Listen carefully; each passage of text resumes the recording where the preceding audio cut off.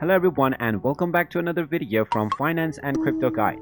In this video, I'm going to show you how to save images from Google Docs. So let's get started right away. First of all, just open up your Google Docs from your desktop shortcut or using your web browser. Now after you open it up, simply open up the document from which you want to download your image.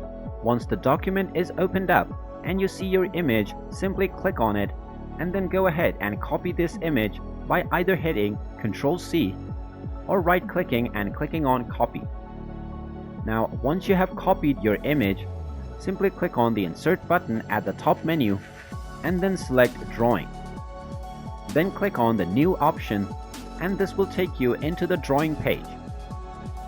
Now go ahead and paste the image and now you can drag this and align it at the center. Once you have aligned your image, simply click on the Actions option at the top left menu and you will find the Download option. Just go ahead and select your desired format and now this will download your photo to your computer. And there you have it. That is how easy it is to download an image from Google Docs. If you find this video helpful, make sure you hit that like button and subscribe to our channel if you haven't done so already. Also ring that notification bell to never miss another update from us. Thank you for watching and I will see you again in the next video.